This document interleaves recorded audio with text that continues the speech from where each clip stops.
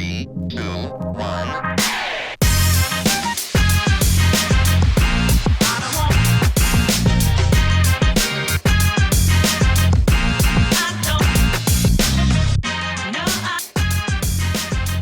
What is going on, Southwest ISD? What is going on? Welcome back to the Scoreboard podcast, your number one stop shop for all things Southwest ISD Athletics. My name is Brandon Medina, and I am here with Mr. Peter Wagner. As always, sir, how are we doing? I'm doing very well. How are you doing today? I'm doing good, man. The best, one of the best Thursdays. We were just talking about it. One of the best Thursdays on the calendar. Yeah.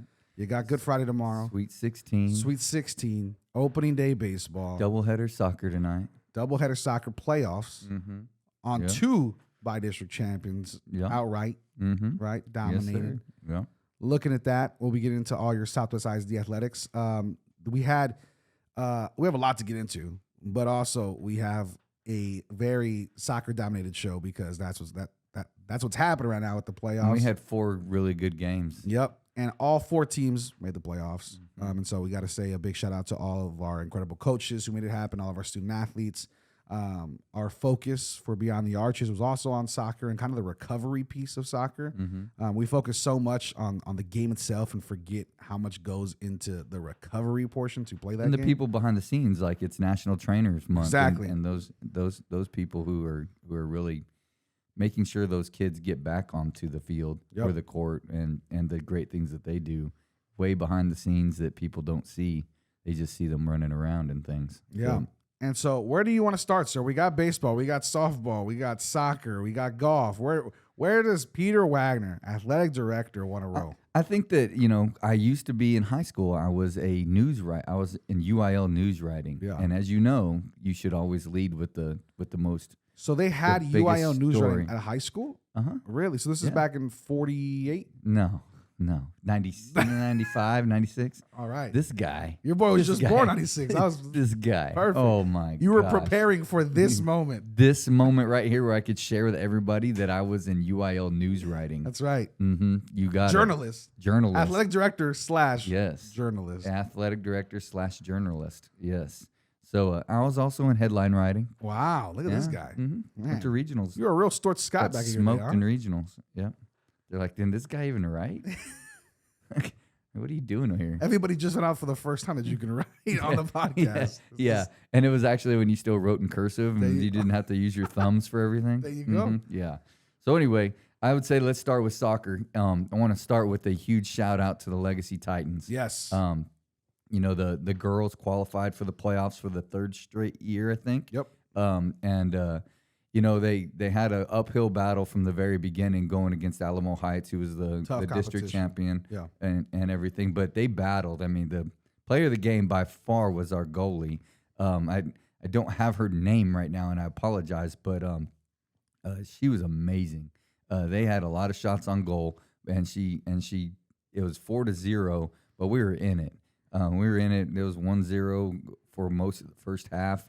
And our girls really competed, and kudos to Coach Hall and Coach Friddle, Coach Pritchard, and the coaching staff for what for their hard work and those girls and their families and everything for a very good season. Right. And you talked to Coach Hall Martinez and she's like, it's the power of the word yet. We're gonna get there. We're just not there yet. And you know what I mean. And they talk about progress over perfection. And they're just working to grow. And, there's going to be a day soon where the Fire and Armor Derby Cup is going to be it's already a battle, but it's not going to be, are they going to knock them off? It's going to be who's going to win. Right. You know what I mean? A lot like the football, a lot like we are in football and things like that. They're coming up fast, and same to be said for moving over to the boys' side. Penalty kicks. And that was crazy, crazy amazing. Kudos again to Coach Sandoval. I will say this though, I had a feeling that we were going to knock them off. I had a gold ball in the car, ready to roll. Had a couple of gold balls, but I told Coach Sandoval I channeled my inner Ted Lasso. Nice. And I said. I told him, I said, I believe. Let's go. Let's go. And so they went out and my inner Ted Lasso.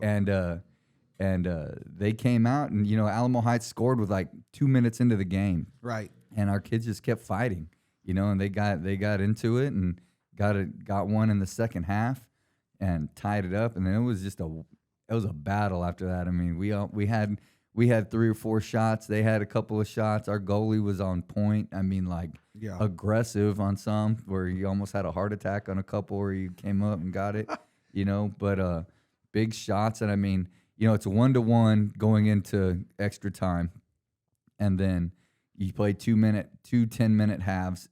Nobody scores. You go into penalty kicks. And after penalty kicks, we're tied. So Alamo Heights beat us on the 6th on the overtime of penalty kicks. Right. You know what I mean? It was that close. And so and I think that, I mean, again, kudos to our kids, to the Legacy staff and their parents and everybody. It was just a great game, but broadening that out to our district, everybody thought it was the Dragons, and then the Dragons just don't have this. It's not a very tough district. If you look at the district, how our district did by district,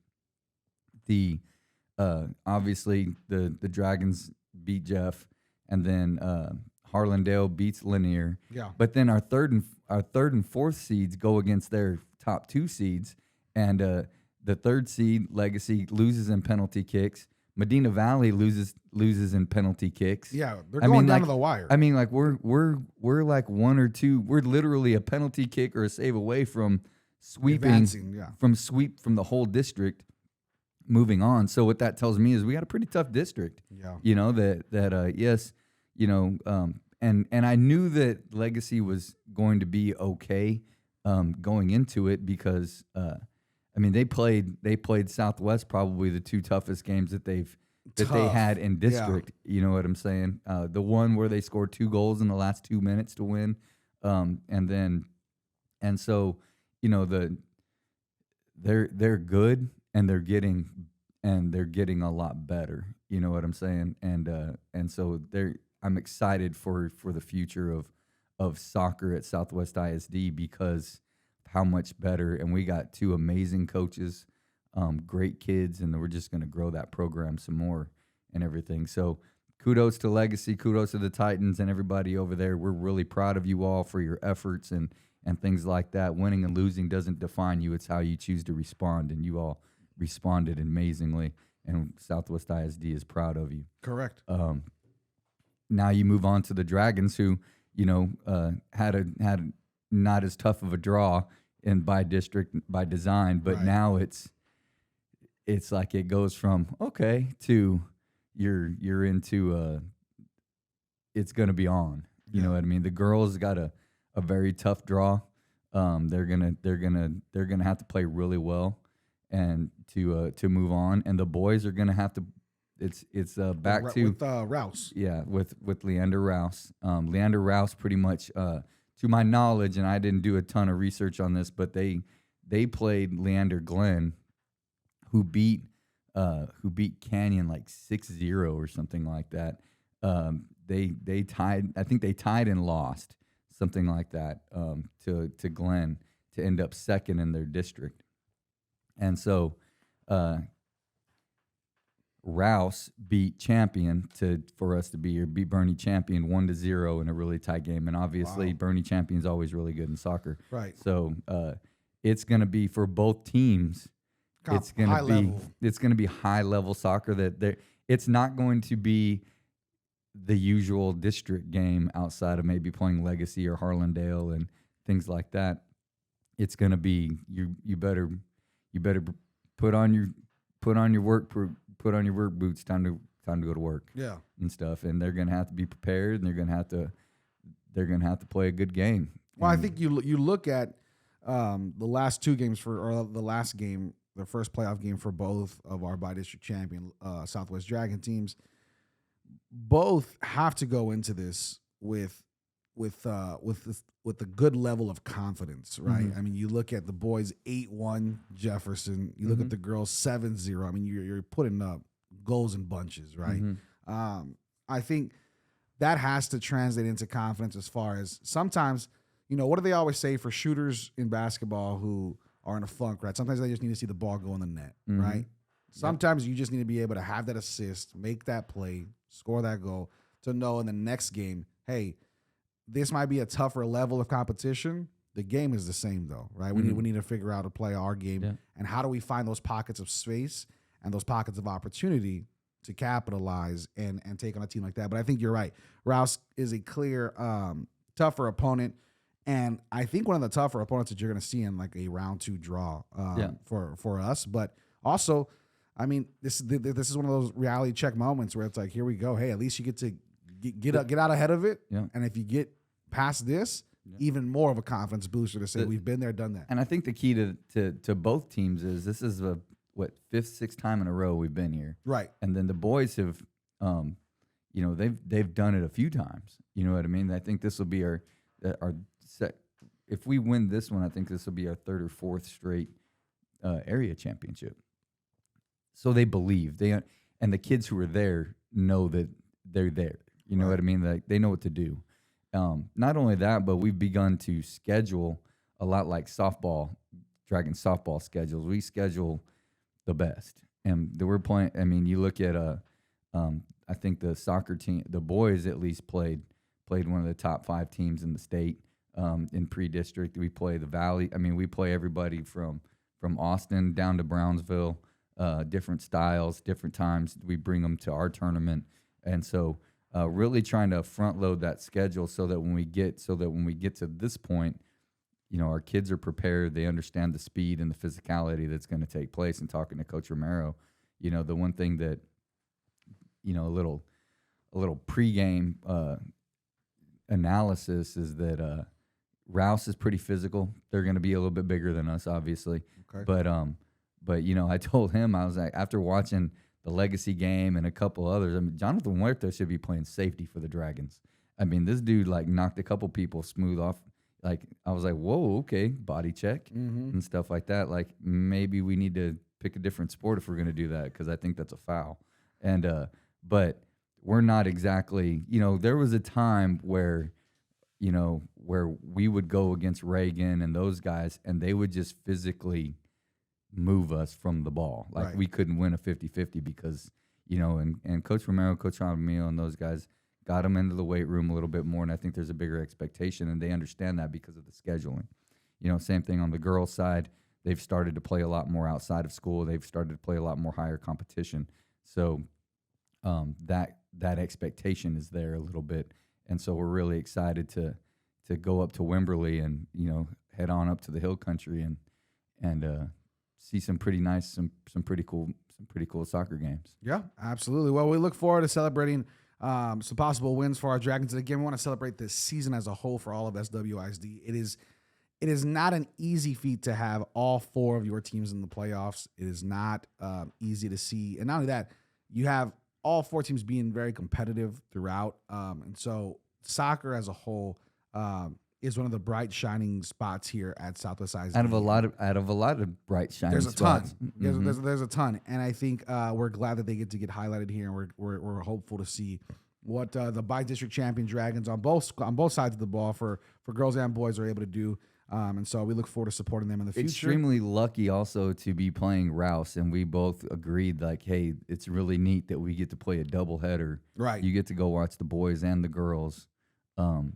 That's always neat. You don't have to split your fan base. That's true too. That's true too. So that's really cool too. Go support. So, if you're going to see the girls, make sure you support and maybe stay for the boys as well, and vice versa. Bring a jacket because it seems to be getting. I mean, this week has been like it's like okay, you don't need. Place. It's Texas. You're sitting there like you're almost frying in the early, while the sun's out, and then the sun goes down, and you're like, I need 2 jackets and a blanket.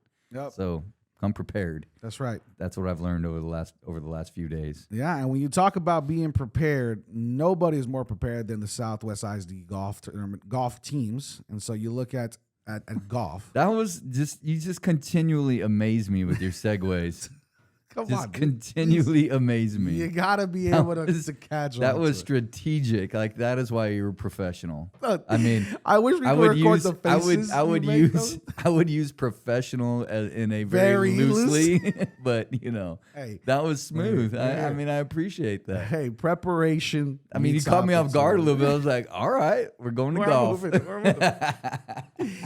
So talk to me about golf. We had the first round. What is this? Is this a tournament? So this is the district tournament. Right. So from here they go to regional. So the first 2 days, Monday and Tuesday, was the girls. Wednesday and Thursday. Today the boys finish up. Gotcha. And stuff. Two or three really big things to talk about here is one, and when you look at the team, our golf program is growing as well. We almost had two girl teams at Southwest. We had one good team, and then the Titans also are almost close to fielding a whole team in golf, but they're competitive, right? And so the girls, though, for the first time, we've never had a full team go to regionals.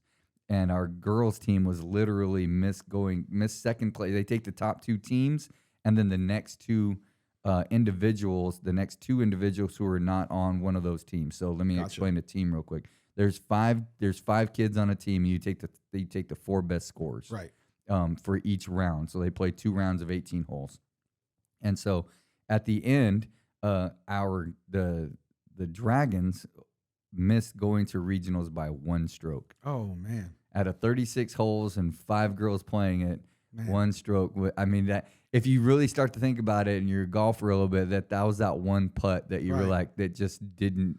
That one putt, that one chip that maybe didn't land where you wanted it, stuff like that. I mean, just man, that one stroke you had to take, like, just that's tough. You know what I mean? But they ended up third, which is better than we've ever done.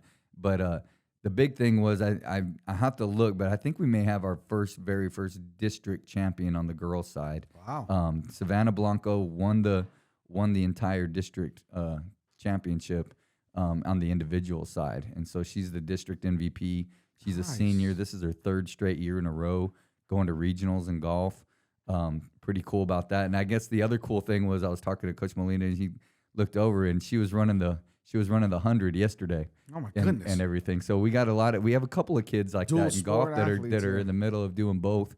Talk about on the boys' side here. On the boys' side, on that same level, the boys are still getting better. We got some young kids that are going and things like that. But the cool one was so on Tuesday night when we get into baseball a little bit, and obviously I'm not the professional because I could use this as a great segue, but Brandon Castilleja is a golfer / baseball player. I mean, he's a stud baseball player, senior. Got a big win on Tuesday night in Eagle Pass. Turned around, got home about midnight. Turned around, jumped up, got out early in the morning. Got on the bus at 5 a.m. and went and golfed yesterday. Golfed 18 holes yesterday. Goodness gracious! Finishing up 18 holes today. Then he's going to turn around, come in, get batting practice, and get ready for the huge game tonight against Medina Valley.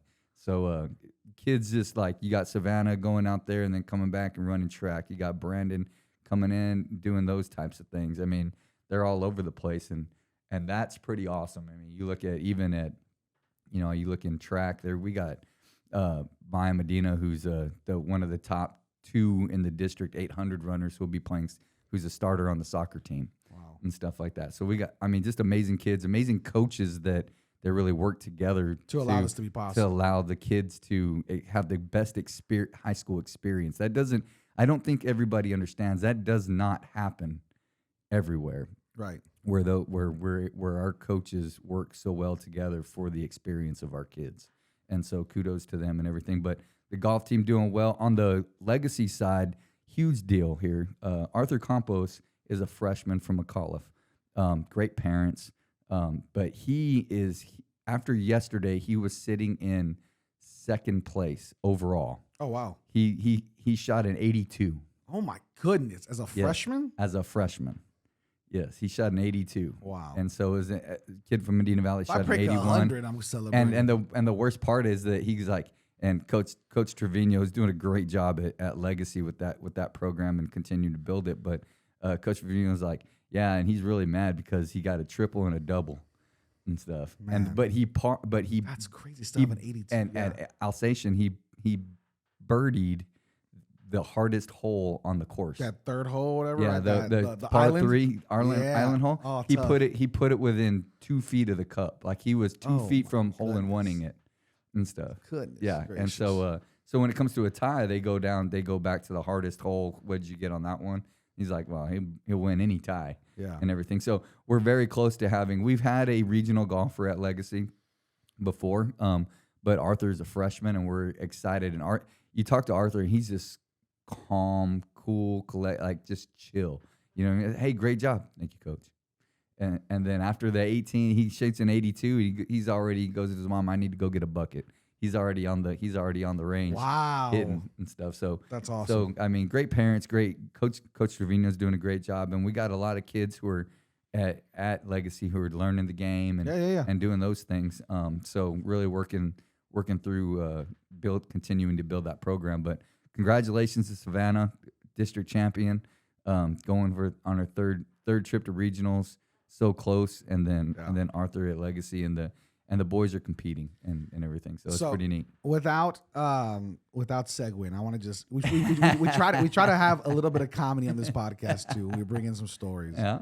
Right. I don't even know if you know where I'll go with this, but when I was a junior, towards the end of my junior year, I think like maybe 3 games into the season, somebody got hurt on football, and you were like, Brandon, we're gonna move you to varsity. When you're on varsity, we want you to play a second sport though in the off season. And you were like, just keep it in the back of your head. And I remember being like, sure, whatever. Like I'm barely doing this sport, coach, but I'm trying my best. We're gonna put you in the 100s so you don't slow down the track. Yeah, I was like, coach. I mean, you'll get there in about 20 seconds. This is a little extra recovery time. I was like, all right, coach. And so I went and tried out as goalkeeper for soccer. And I remember telling you, like, I think like I love soccer, the sport. I'm passionate about it. Let me go try it out. And I remember going, and then they were like, hey, you know what? We can put you as our backup goalkeeper like that. Like we can do that. And I was like, awesome, this is great. And they're like, hey, so just meet us. We're going to be running Dragon Tails at this day. And I was like, wait. And I was like, you said run? I have to run with you guys? And they were like, yeah. And I was like, oh, coach, this wasn't part of the deal, coach. No. So I go, you know what? Let me go try golf. And then while trying golf, I even got Jaden Johnson, our buddy Josh, to jump over and do golf with us in the offseason. Yeah. And out of those 5 scores that you could keep, I was for sure the 5th one at all times. My score was never being kept. That's because after 3 holes, you're already the dude that's walk. Because in high school golf, you do have to walk. You don't get to. I'm already like, this is the worst idea. Pick me up. Like, time out. I'm tapping my head like it's a helmet. Can I get some water? I need a break. And I remember, did we not get halftime at 9? Dude, and then 9 holes. And then my mom is driving to Alsatian and driving all these places to go watch me play. And I think after two tournaments, I go, Mom, stop coming. Like you're wasting your time watching me play. Come get in my cart. You're wasting your time watching me play, Mom. I'm throwing clubs. This is the most frustrating game. I'm thinking this is gonna be so relaxed. It's gonna be nice. You know what? When we go play now, instead of when we get 9s, when I go play with friends, I'm gonna be like, we're gonna call it the Brandon Medina 9. That's right. Because in UIL, long break. in UIL golf, once you hit 9, they're like, nah, that's bad enough. That's bad enough. Yeah. It's just pick up at 9. I will say. And so how many times did you just pick up every hole? Dude. The question is, did you ever putt? Dude, yes, all the time. And here's how we did it though. So there was the last tournament of the season. I remember my senior year. I did actually okay, and I was like the 3rd score that was kept. So then I was like, man, and the only reason that happened, we're way past this now. You can't come at me now, okay? Me and this kid from South San were struggling, and I was like, hey, bro, call it a 5. We'll call it a 5. I was like, hey, call it a 6. Like we can't shoot it too hard because nobody's gonna believe we parked this hole. But I was like, double. I'm just trying to get under 140 here. I hit like an 8, and I'm like, hey, let's just call it a double, or what do you think? And he's like, I mean, if you call mine a double, sure, dude. Whatever you want to do. I scratch your back, you scratch mine. Come on, dog. Just all that, just to be like number 4, like barely counted. I did not remember Jaden playing golf. Yeah, you jumped to play golf with me. The idea of Jaden Johnson playing golf is a little bit scary. So because dude, I'll tell you what, Jaden is normally a hothead. Yeah, that's my point. Because he's going to be I'm not saying he's not a good golfer. No, he is. And he's just automatically. He's a lot like me in that, like, I've thrown more than my fair share of clubs. The frustration builds. Yes. Yeah, I will say. And it's not just Jaden that I'm like, somebody will be like, I'm going to go play golf. Yeah, there's a good reason why you play safety and linebacker. Like you need a way to get out that frustration. And we don't need to be giving you possible weapons. That's right. That's right. Yeah, I was for sure. I think one of the most frustrated ones on the team, but I think he did well. I mean, he was good, but it was just funny to me talking about golf, and I'm like, an 82. There's a few. Like if I had an 82, do you realize I would go on a celebratory tour around San Antonio? Yeah. Oh, absolutely. 82 is ridiculous. I'm happy when I break 100. 100, exactly. That's crazy. Speaking of, we'll go old school real quick. Taylor Rodriguez playing golf. I just want you to think about that for a minute. Yeah. When you think about like this, like lose your mind. We should see Taylor and Jaden face each other in golf. That would be awesome. I mean, people have to stay way now, back. Taylor's dad Gibby's good, and his little brother is good too, Gabriel. But yeah, I'm just thinking about that right now. I was like, yeah, that would be interesting. Yeah, dude. And sometimes they make great golfers, man. And I think Coach Bell was the golf coach. Yeah, I still owe Coach Bell a 7-iron. Coach Bell coaching Jaden and you guys at the same time as I'm like, no wonder he's bald. Yeah, dude. I'm like, golly. He had a full head of hair when I saw him. Yeah, I definitely owe him a club or two, I'm sure. But with that, I just thought it was a funny story. That was a good 5-minute tangent. I'm glad you guys stuck around. Thanks, everybody. Yeah, if you're still here, I'm glad you're here still. And who is still here is our baseball and Dragon softball teams out here competing. And well done, sir. I was going to go track, but you go to baseball. I'm good with that, too. Let's go with baseball and softball, man. What's going on in baseball and, of course, softball, which has notoriously been one of the most dominant sports here. As we know, baseball started off a little slow. Yep. But I told you, I was like, just give it a minute. Yep. And they lost 5-4 to win. And I was talking to Brandon Castilla's dad yesterday at the golf tournament, and he's like, "Yeah, coach, we were 0-5 against Win over the last few years and stuff. So we hadn't won in like 3 or 4 years against Win." And he goes, and then we're having to go to Win. He's like, and they had a great game, big win. When you went to Win, yeah. We went to Win to get a win. That's right. And actually got the win. There you go. And that was huge because we got the split there. And so we're 2 games behind Medina Valley right now. The Dragons are, and then with a huge game tonight. I mean, there's big games all over the place tonight. Dragons are taking on Medina Valley at home tonight, and the Dragons are currently 6-2, and Medina Valley's 8-0, and so that's a 1 versus 2 matchup. And big games there.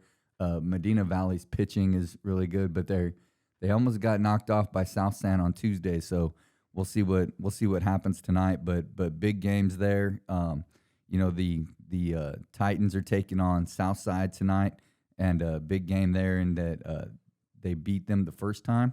And I'm telling you, the Titans are it's kind of like you talked about when the shooters see the ball go in the hole. Yeah. You know what I mean? I think that's where we're at right now with the Titan baseball team. They're young. They got a couple of freshmen that are playing big for them. And, they're right there. You look back and they went 12 innings with Southwest, the second place team. It was just a amazing baseball game last Friday night. Just fighting through some of those things, and then lost a close one, but it's coming. And then against McCollum, gave up a couple early, and then fought back. And McCollum's the third place team. I mean, they're playing the best teams in the district, really close with a young team. And so it's kind of one of those things where you get the shooter on the free throw line, he sees a couple go in, and that's what I tell Coach Sanford.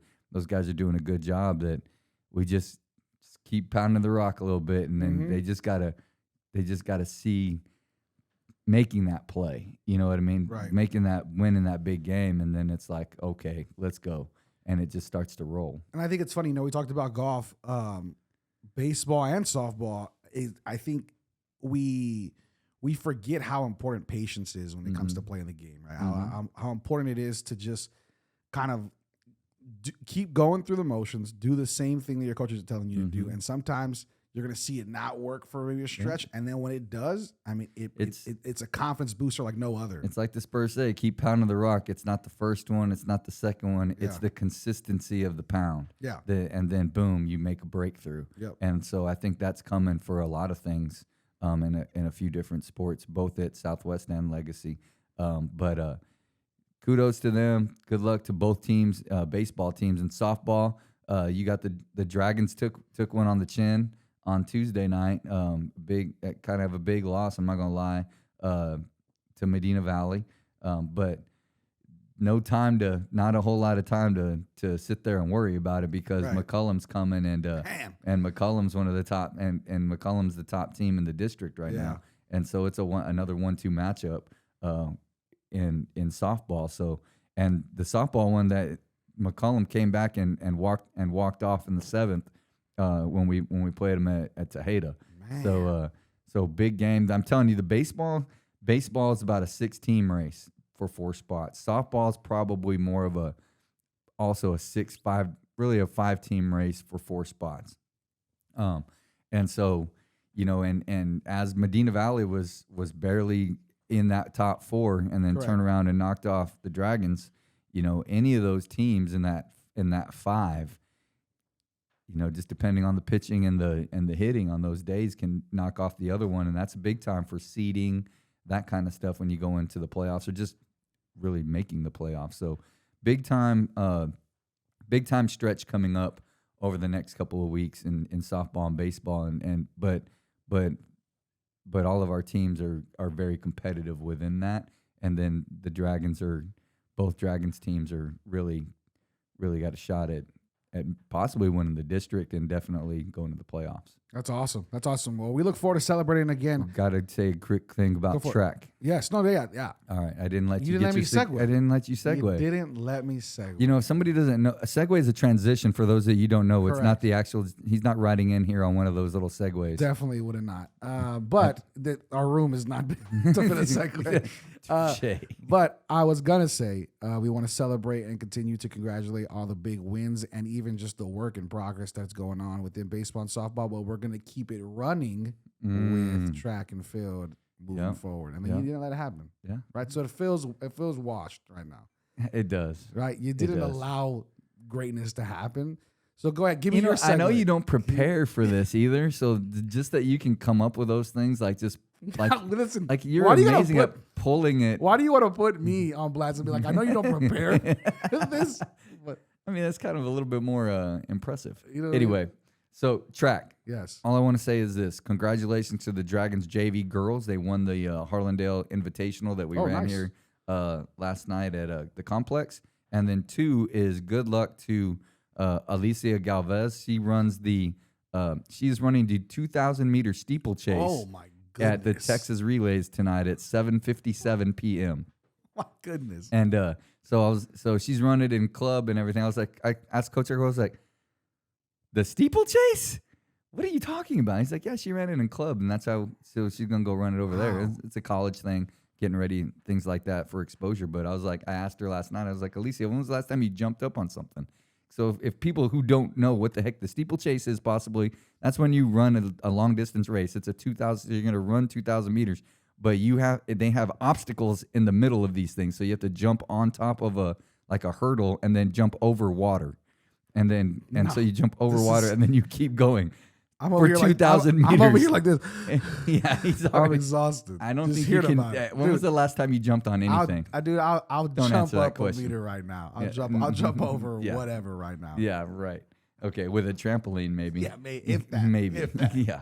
So then you got Anthony Zapata will be running in the biggest race. I've never heard of Anthony Zapata. I don't know who that guy. You know what? I think we've had a record that of weeks in a row that we didn't talk about Anthony Zapata. Man. But so Anthony is running the mile, the 1,600 at the Texas Relays, but that's that's big because he'll be running against the best in the state from awesome. 1A to 6A in the top one. He's got one of the top times in the state of Texas right now in the mile. And then the Dragons are taking their 4x1 team, their 4x2 team, their 4x4 team. John Mills is running the 100. We got a few others that are going in individual events in the hurdles, different things like that. So they'll all be running tomorrow, tonight and tomorrow at the Texas Relays, and that's really cool because you get to run in that big old stadium against the best and the best. You got, I think, Duncanville, Atascocita, and will be there, who have the top 2 times ever run in high school in the nation right now. They ran a 38. They would probably qualify for the nationals in college. They ran a 38.6 or 38.92, something like that, 4x1, which is unheard of. That's crazy. Yeah, it's nuts. So that'll be there, and then without any segues, but I know people were like, all right, are y'all gonna finish this or what? Wrap it up, boys. Wrap it up. So speaking of wraps,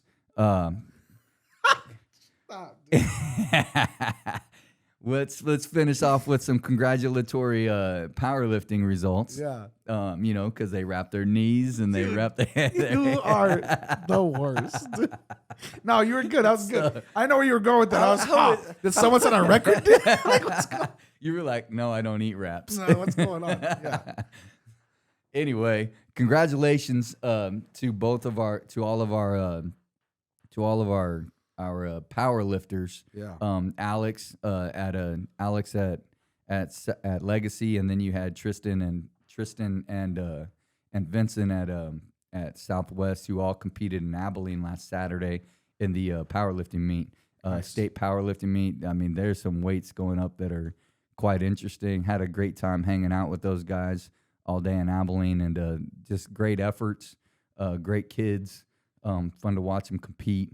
Powerlifting is one of my favorite sports, and we've had a lot of talk about that over the last couple of weeks. And so finished off the powerlifting season. Great job by our coaches at Legacy. You got Coach Homer Flores and Coach De La Cruz. Yeah. And then at Southwest, you got Coach Molina and Coach Bradford, and they do an amazing job getting kids out and getting those things like Coach Flores says, they get that iron high and ready to go and start working. So that's a great quote too, man. Isn't it? These powerlifters got great quotes. Just T-shirts left and right. My goodness. Yeah. So kudos to them. We look forward to recognizing them at a board meeting in the near future and things like that. And can't wait for some great results and a happy Easter weekend. Yeah, happy Easter weekend, and we thank you so much for joining for us. This is Brandon Medina. That's Peter Wagner. We do all the heavy lifting. Wow. For Southwest. I do blame this extra time that we've had today on Brandon's ultra story. Dude, it literally was 3 minutes. It was not 3 minutes. So quick. Anyways, we appreciate you. Have a wonderful Easter. Have a safe weekend. Andy's probably falling asleep already. Dude, please, Andy, share this. Don't fall asleep. We hope that you enjoy the 2 extra days off if you're a student and staff member with Friday and Monday. Be with your family, celebrate, have a wonderful time. And we will see you next week. This is Scoreboard. Brandon Medina, Peter Wagner, and as always, we are Southwest. 3, 2, 1.